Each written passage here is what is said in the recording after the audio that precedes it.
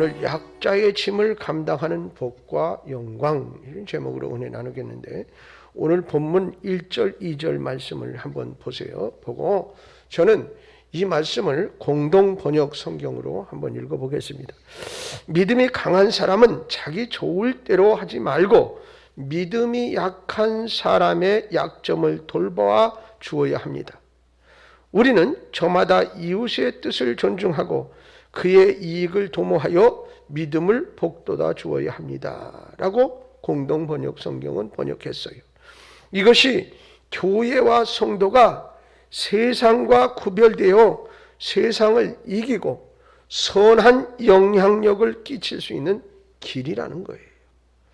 다시 말하면 장로님들, 먼저 장로님이 그런 역할을 이제 할 수 있는 그런 역할 중에 하나가 된다 할 수 있겠어요. 그래서 먼저 믿은 우리들이 이런 삶을 살아야 하는 것이 성도의 모범적인 삶이라. 자, 세상은 강자가 약자를 지배해요. 또 약자를 외면하고 심지어 때로는 도태시키기까지 합니다. 나아가서 강할수록 그것을 강자의 특권으로 생각을 하고 그 행사를, 실력 행사를 하는 일을 아끼지 않습니다. 하지만 교회와 성도는 능력이 오히려 강할수록 이웃의 짐을 지고 이웃을 세워가는 역할을 해야 하는 것입니다. 그래서 교회가 부흥해야 되고 교회에 어떤 힘이 있어야 할 이유가 거기 있어요. 그 힘으로 이웃을 짐을 대신 져주고 이웃을 세워줘야 하기 때문에. 여러분, 초대교회는 과부와 고아들의 짐을 감당하는 일에 앞장섰던 것을 볼 수가 있습니다. 이것을 경건으로까지 여겼어요. 그래서 약자의 짐을 나누어지고 그것을 감당할수록 교회는 교회다워지는 것이고 그 위대함과 영광을 드러내게 되어지고 성도는 성도다워지는 것입니다. 왜 그러냐? 약자의 짐을 나누어 지고 감당하는 여기에 하나님의 은혜와 영광이 가득하기 때문에 그렇습니다. 할렐루야. 오늘 본문 7절에 이렇게 말씀하고 있지요. 그러므로 그리스도께서 우리를 받아야 하나님께 영광을 돌리신과 같이 너희도 서로 어떻게 하라 그랬어요? 서로 받으라, 이렇게 말해요. 그러니까 이 말은 세상은 약육강식의 시대를 적자 생존의 법칙이 지배하고 있는 그런 삶이에요. 그래서 약자를 무시하고 약자를 외면하고 약자는 어떻게 강자에게 잡혀 먹어야 되는 그런 어떤 삶. 하지만 깊이 들여다보면 그들은 약한 존재들입니다. 오히려 강하다고 하는 사람들이. 진짜 강함은 약자의 짐을 얼마나 들어주고 감당하느냐에 있어요. 근데 강하다고 하면서 오히려 약자를 괴롭히고 약자를 지배하고 약자를 죽이는 것은 강한 자가 아니라는 거예요. 자, 그렇다면 오늘 말씀을 통해서 우리에게 주시는 교훈이 뭐냐? 첫째는 약자의 짐을 나누어 지는 것은 그리스도의 법이라는 겁니다. 하나님은 사랑으로 모든 것을 이기는 가장 강한 분이었어요. 하나님은 예수님을 통해 인간의 죄의 짐을 모두 감당하게 하셨거든요. 이사야 53장 4절로 6절 말씀을 보면 그는 실로 우리의 질고를 지고 우리의 슬픔을 당하였거늘 우리는 생각하기를 그는 징벌을 받아 하나님께 맞으며 고난을 당한다 하였노라.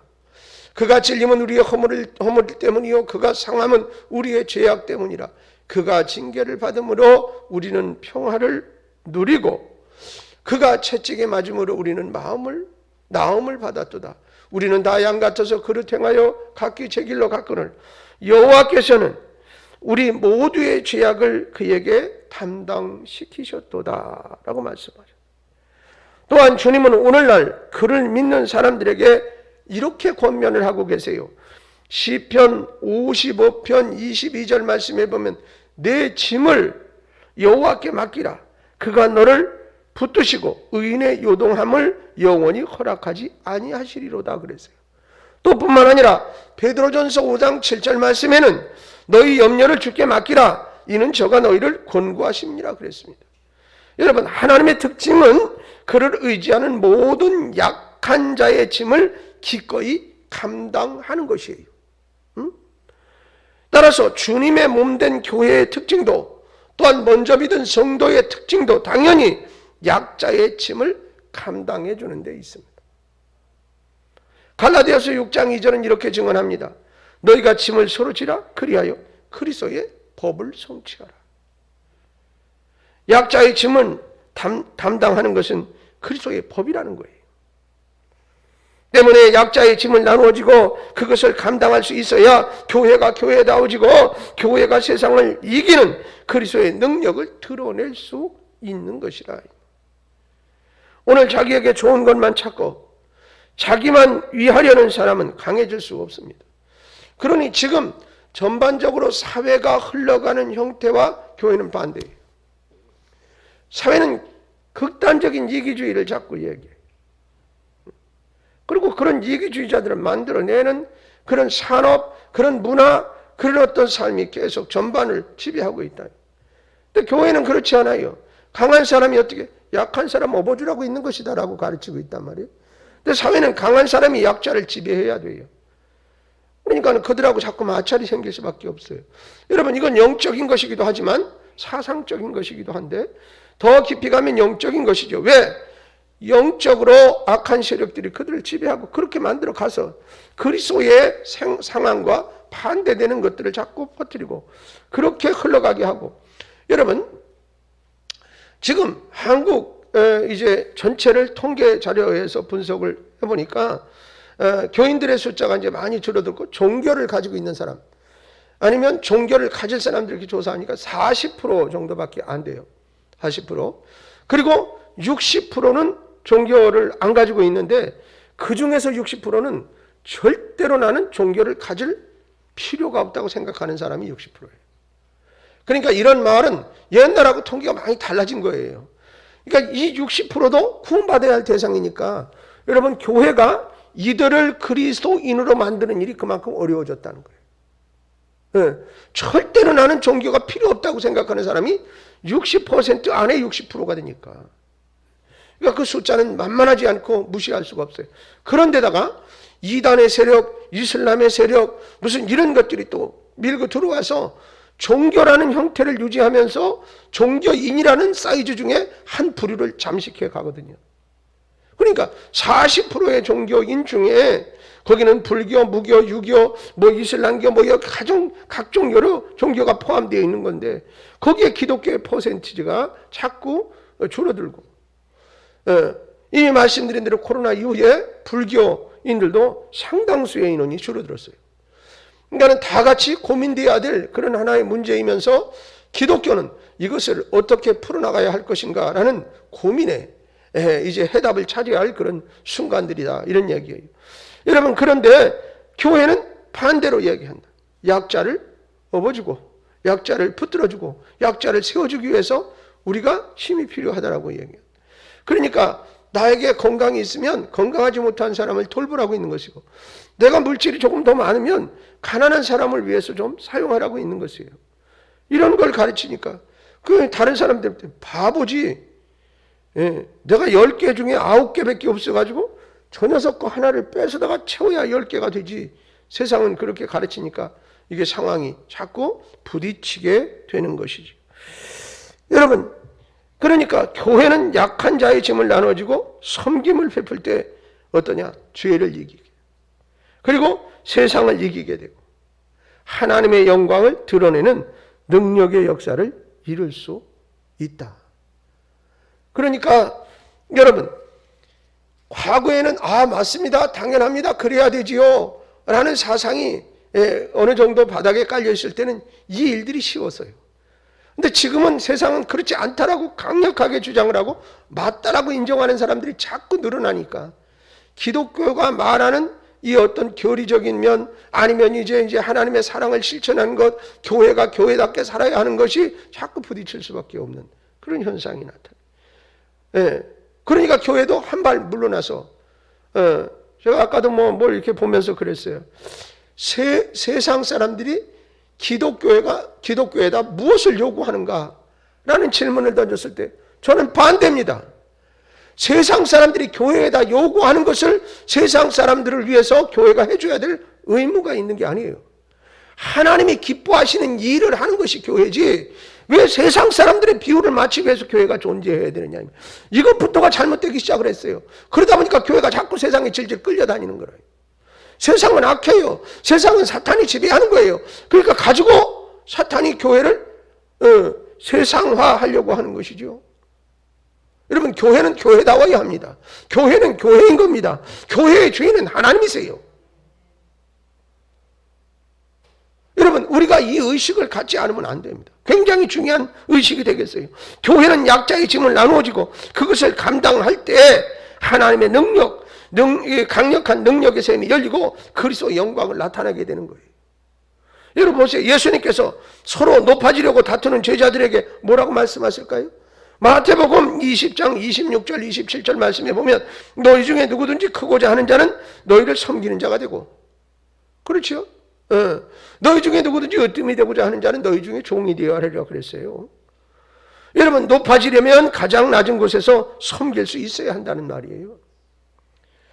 이것이 바로 예수님께서 죄인의 짐을 감당하기 위해 십자가를 감당하심으로 보여준 그리스도의 법입니다. 법.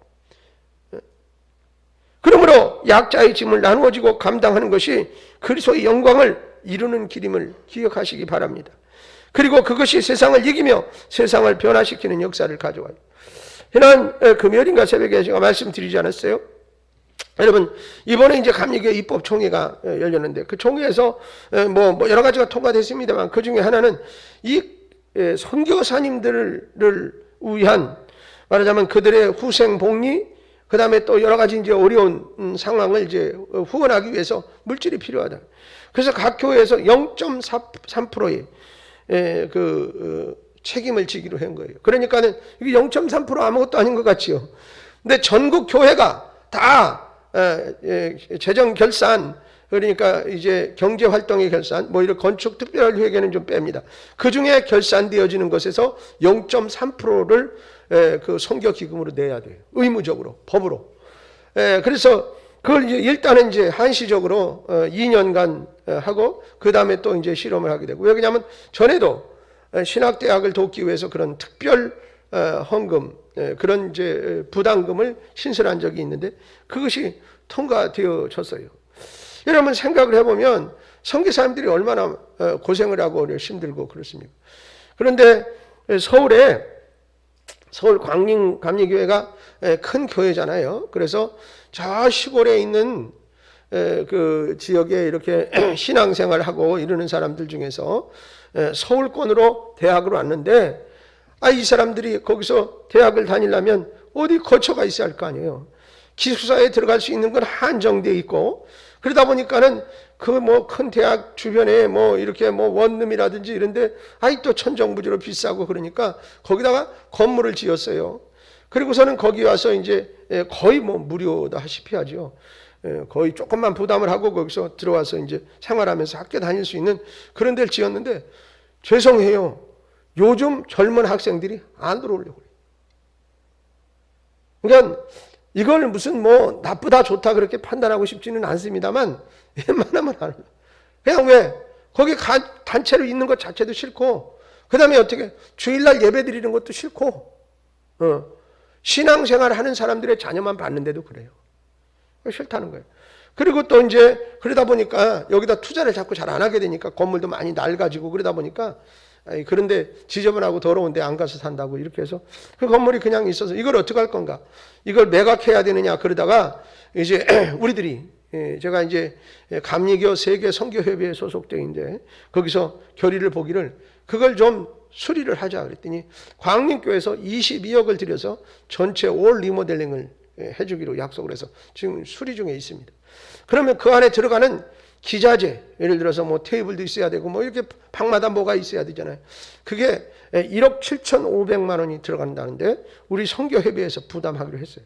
그래서 35개 구자를 해서 500만 원씩 부담하면 그러면 1억 7,500만 원이 된답니다. 그러니까 그런데 교회가 500만 원씩 털컥털컥 내놓을 수 있는 교회가 그리 많지는 않아요.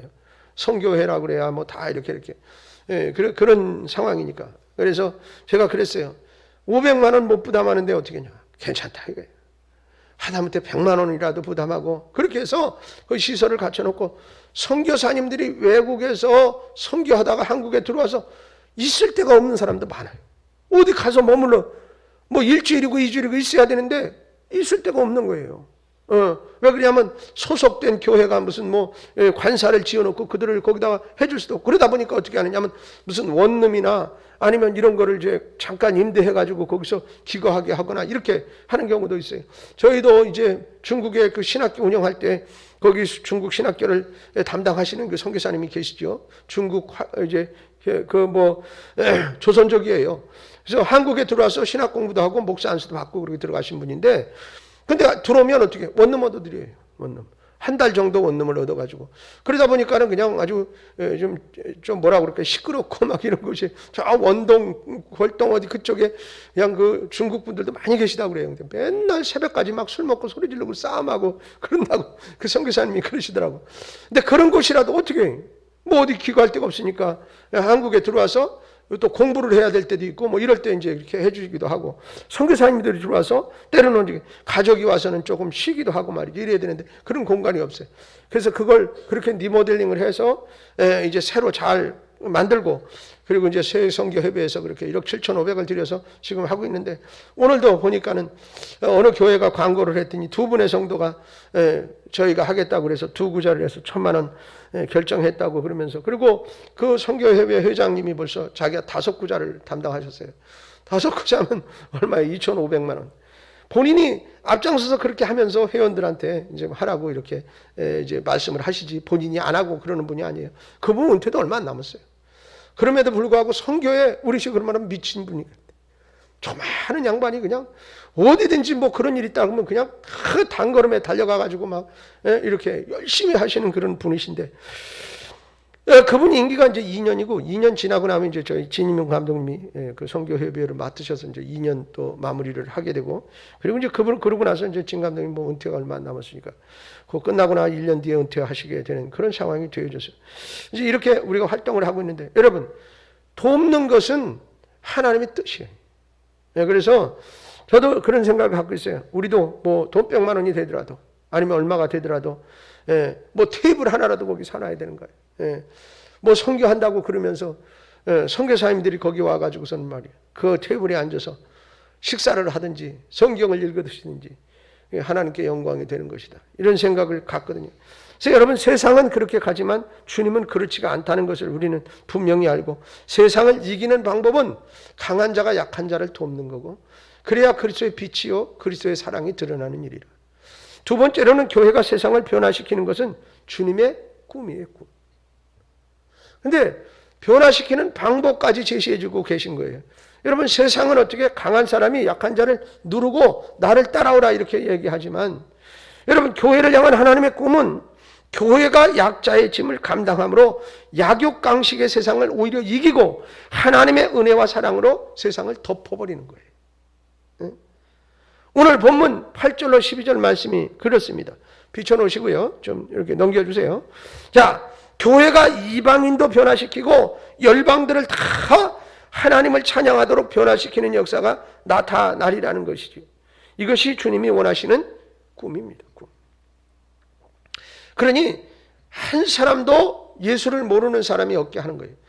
믿든 안 믿든은 그 하나님의 역사하심에 있고 모든 사람에게 복음은 전달되어져야 한다는 거죠. 여러분 교회가 강자의 편에 설 때 세상은 혼란에 빠집니다. 네. 이게 역원리 같지만 죄송하지만 교회는 교회다워야 하는 거예요. 여러분 중세교회가 대표적인 예라고 할 수 있어요. 네? 그러나 교회가 약자의 짐을 지고 감당하려고 할 때 교회는 가장 영광스러운 모습으로 위대함을 드러냈어요. 그것이 어디냐? 초대교회입니다. 아시겠습니까? 여러분 그래서 인도의 캘커타 빈민촌에서 버려진 자들을 사랑으로 돌봐줬던 마더 테레사 수녀의 삶 앞에 세상은 모든 존경을 표하고 그에게 고개를 숙이잖아요. 그 노인네 구부러져 갖고 힘도 없는 사람이 뭔 대단하다고. 권력도 없어요. 힘도 없어요. 근데 그를 다 존경한다. 여러분 자신의 모든 화려한 것을 버리고 평생 아프리카 우주에서 보낸 슈바이처 박사는 전 세계 모든 사람들이 그를 존경한다 그 말이에요. 여러분 슈바이처 박사는 자기 자서전 책을 썼는데 그 책의 제목이 뭐냐면 나의 생활과 사상이라는 그런 자서전을 썼어요. 근데 그가 이 아프리카로 들어갈 때, 밀림으로 들어갈 때 하나님을 위해서 자기는 3가지를 포기했다고 그래요. 3가지. 그 첫째가 뭐냐면 바하의 음악을 포기했다 그렇게 했어요. 그 음악 박사이기도 해요, 그분이. 그 음악을 포기했다는 거예요. 바하에 심취했던 사람들. 네? 그 음악을. 두 번째는 유명 대학의 교수직을 포기했어요. 세 번째는 연주와 저수를 통해 얻을 수 있는 보장된 안락한 생활도 포기했어요. 이 3가지를 포기하고 그는 아프리카 빈민촌으로 들어갔어요. 자, 그리고 아프리카를 위해서 평생 희생과 봉사를 했습니다. 그런데 세월이 지나고 돌아보니 하나님께서는 자기가 포기했던 것보다 몇 배나 더 큰 복과 은총으로 보상해 주셨음을 깨달았노라. 그리고 고백을 해요. 그 자서전에. 자 보세요. 첫째, 그는 바하의 음악을 포기했지만 바하 협회로부터 열대 지방에서도 연주할 수 있는 대형 페달 오르간을 기증받아서 계속 거기서 연주를 하면서 바하 음악을 자기가 이렇게 노래하고 이렇게 할 수 있도록 바하 음악 협회에서 그걸 기증을 해줬어요. 자기가 사기 어려울 만큼 비싼 고가의 올간이에요. 두 번째로는 그는 독일의 유명한 대학에서 강의를 포기하지 않았어요. 그리고 대학 교수직을 내려놓고, 그런데 세계 여러 대학에서 명사로 자기를 초청해서 받은 수입이 독일 한 대학에서 강의한 그 강의 그 월급보다 많았다는 거예요. 워낙 유명세가 있으니까 세계 각국의 유명한 대학 같은 데서 명사로 그를 초청해서 그 강의를 듣기를 원했고 그 수입이 더 많았다는 거예요. 세 번째는 뭐냐면 그는 연주와 저수를 통해 얻을 수 있는 안락한 생활을 포기하지 않았어요.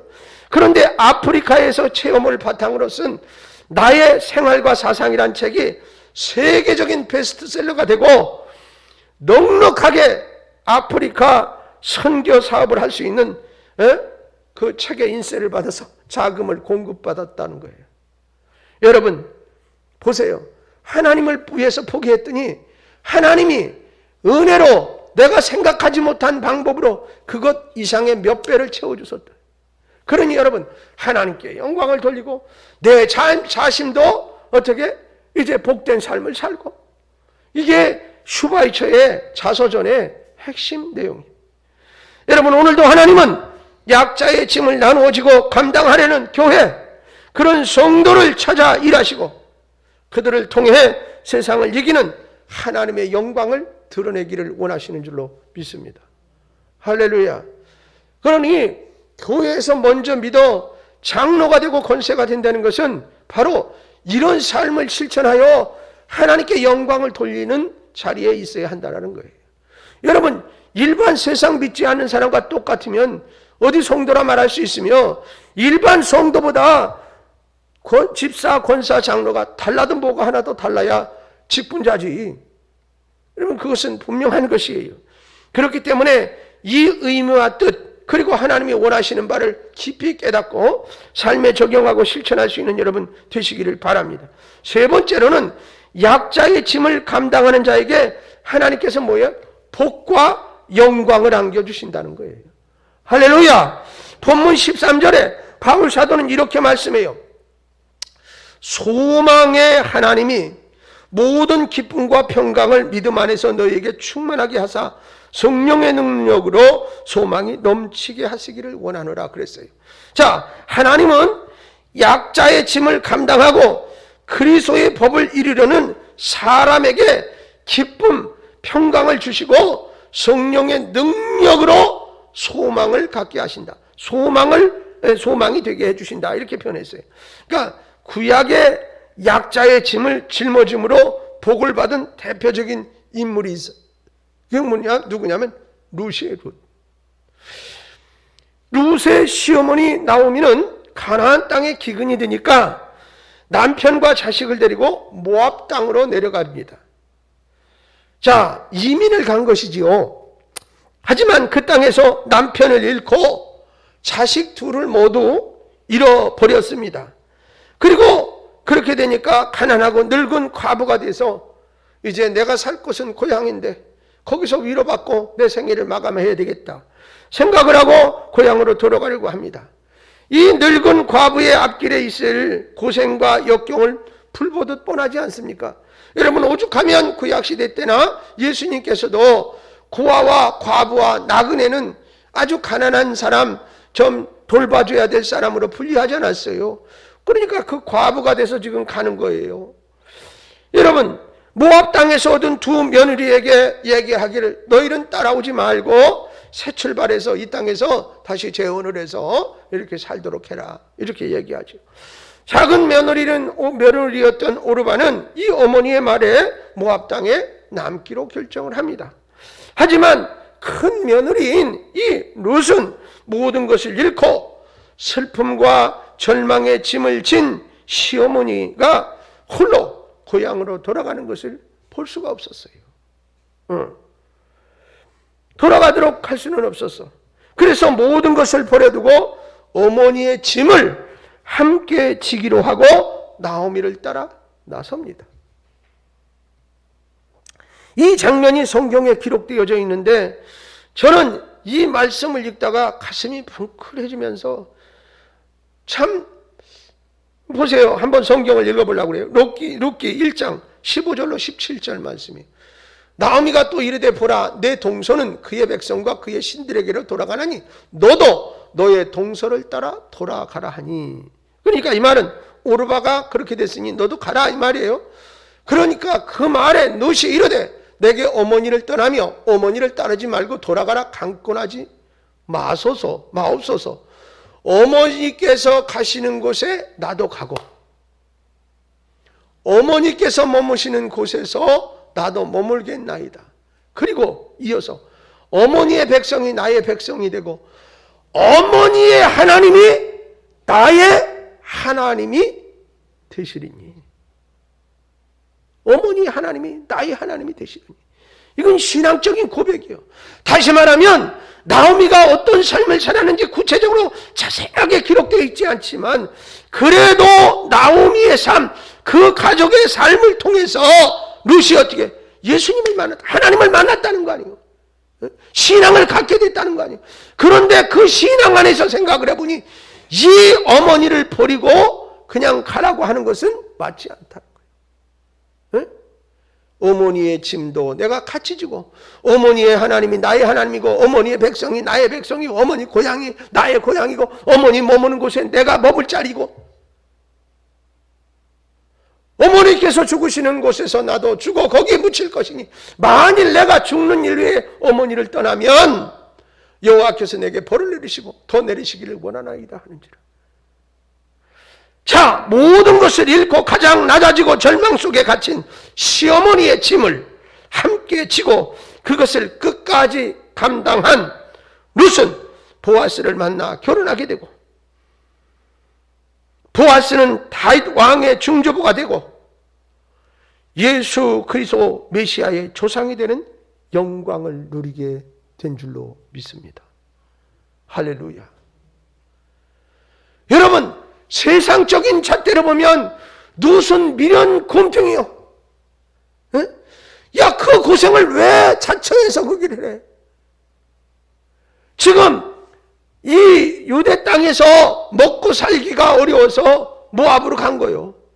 그러니까는 모압이 더 잘 사는 동네라 그 말이에요. 근데 여기서 실패해서 이제 과부가 돼서 거기 돌아가면 쌍과부 아니요. 거기서 뭘 어떻게 먹고 어떻게 살 건데? 아무 희망이 없어요. 그러나 모압에 머물면 재혼이라도 해서 먹고 살 수 있는 거 아니에요. 그리고 어떻게 그 동네 내 동네잖아요. 인간적인 이런 기준으로 보면 이건 바보 멍청한 짓이지요. 그러나 신앙 안에서 하나님을 만난 믿음 생활을 하는 신앙의 잣대로 보면 그렇지 않다. 짐을 나눠지는 것은 하나님의 뜻이에요. 결국 다윗이 롯의 중손주가 됩니다. 그리고 그녀는 예수 그리스도의 손주가 된 겁니다. 여러분, 교회와 성도는 이 땅에서 약자의 짐을 나눠지고 강함으로 하나님의 영광을 이루고 복되고 그야말로 영광스러운 열매를 맺을 수 있어야 하는 것입니다.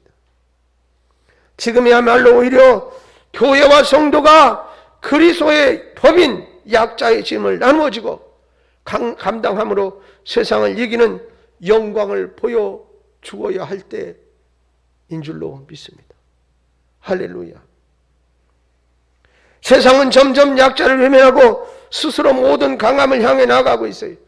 그렇지만 그것은 진짜 강함이 아니라. 여러분, 그런 얘기 들어보셨어요? 개들이 개 막 무섭게 막 짖잖아요. 막 왕왕거리고 막 짖는다고. 그 개는 무서운 개가 아니래. 지가 무서우니까 막 소리 지르는 거라는 거예요. 동물을 연구하는 사람들이 그러더라고.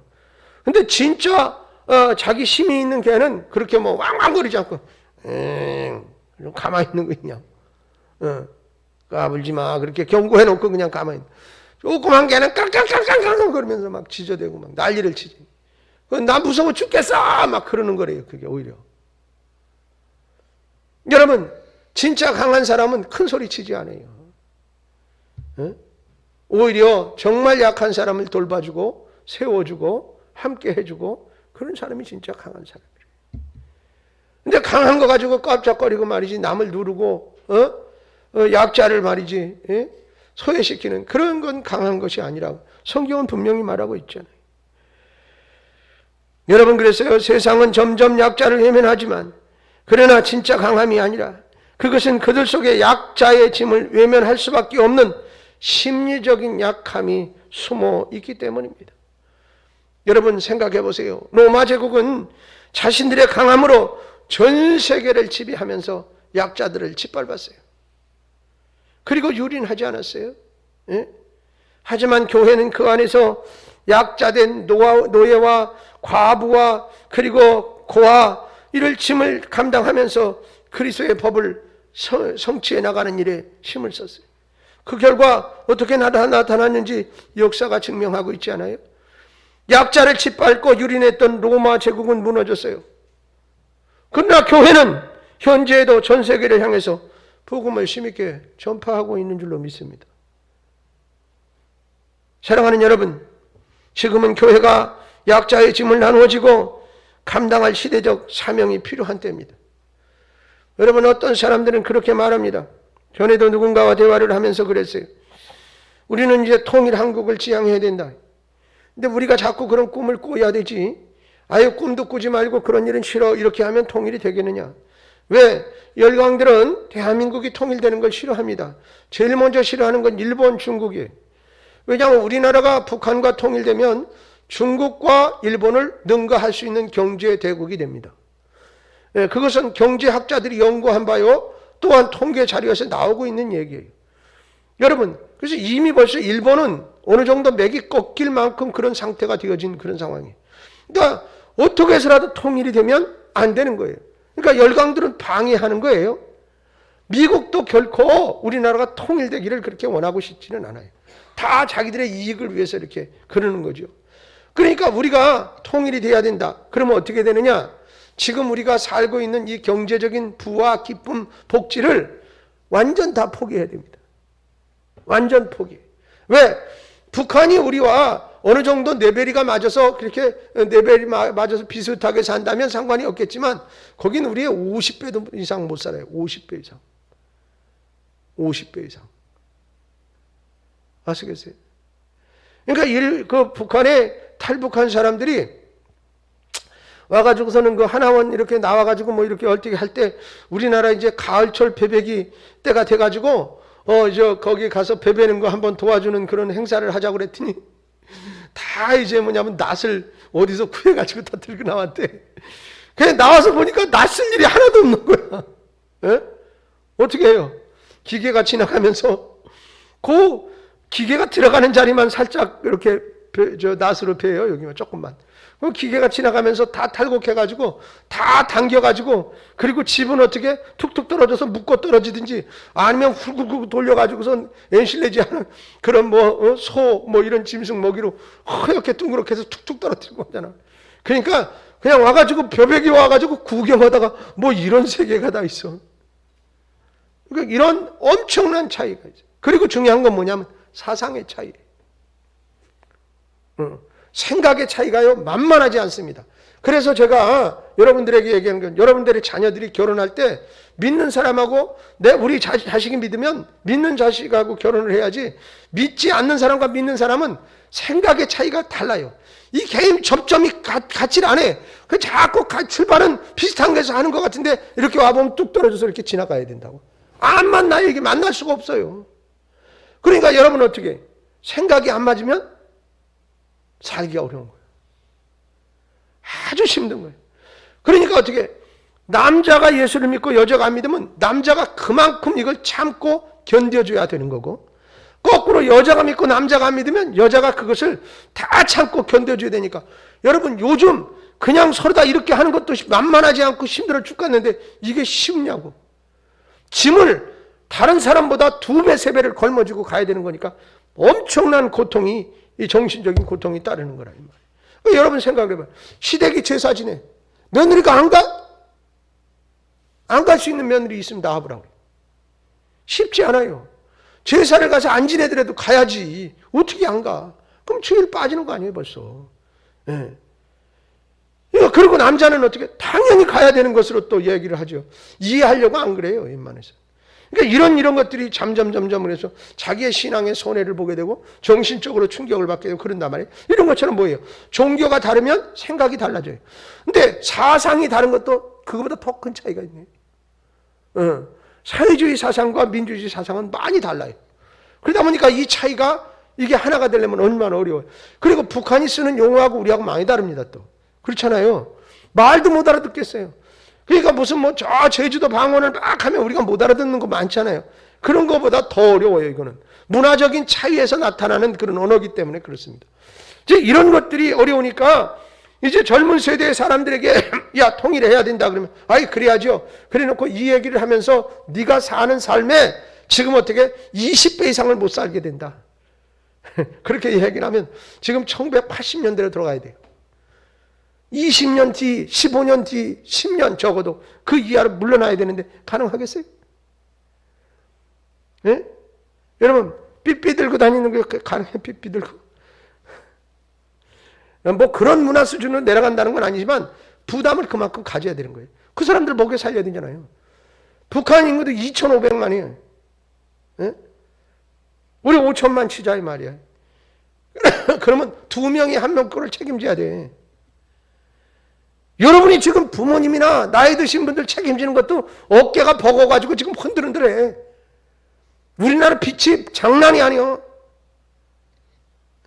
제가 얘기하지요. 언제 경제 공황이 올지 몰라요. 보통 불안한 게 아니에요 지금. 근데 무슨 어떤 또 대통령 후보는 모든 국민들 또 100만 원씩 다 주자고 난리를 치고 있어. 주면 좋지. 왜 100만 원만 줘? 나는 한 1,000만 원 줬으면 좋겠는데. 그리고 같이 망하면 되는 거지. 무슨 얘기를 하고 있어요? 여러분 이런 상황들을 우리가 만나고 살아요. 그러니까 이게 뭐예요? 그런데 예수 믿는 우리는 생각이 달라요. 네. 이것 또한 우리가 져야 될 짐이라면 져야 하는 거예요. 그런 손해를 보지 않고 통일을 이룰 수 없어요. 사실은. 그래서 우리는 우리의 생각이 달라요. 그래서 기독교계에서는 우리 감리교회만 해도 통일이 되면 어디에다 교회를 다 지을 자리를 이렇게 해놓고 거기에 가서 목회를 할 사람까지 준비되어 있고 감독할 사람들까지 다 준비되어 있어요. 그래서 1년에 몇 차례씩 그들이 모여서 기도회도 하고 이러면서 이제 통일기금도 만들어 놓고 있고 이런 식으로 하는 거예요. 여러분 교회도 마치 그런 선교하는데 외국에 다른 나라도 가서 다른 나라 우리 민족 아닌 사람도 선교하고 구원하려고 그러는데 평양을 중심으로 해서 기독교가 얼마나 대단했었고 그들의 기도와 헌신이 또한 이제 이 남한의 이 민주화를 이루는 데 있어서 기초 역할도 했다고 해도 과언이 아니고 신앙의 모태 역할을 한 것은 분명하거든요. 그런데 우리가 이제 그의 후손들을 또한 구원해야 되고 또 이렇게 책임져야 될 우리의 숙제가 있어요. 이런 거에 대해서 우리는 짐을 지기를 이제 감당하기를 스스로 우리가 결단하고 또 그런 일을 위해서 기도해야 할 필요가 있습니다. 스스로 강제하지 말고 자신보다 약한 자를 자의 짐을 나눠주고 감당하는 그리스도인의 법을 따라가야 하는 것이에요.